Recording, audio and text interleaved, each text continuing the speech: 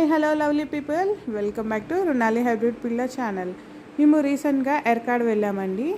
మేమున్న రిసార్ట్లో only veg ఆప్షనే ఉంది, non veg లేదు. మాకైతే నాన్ వెజ్ తినాలని బాగా అనిపించింది. సో మేము గూగుల్లో సెర్చ్ చేస్తే చాలా రివ్యూస్ కొన్నిటికే తక్కువ ఉన్నాయి. దాంట్లో బెస్ట్ మాకు కనిపించింది ఈ స్వీట్ రాస్కల్ అనే రెస్టారెంట్.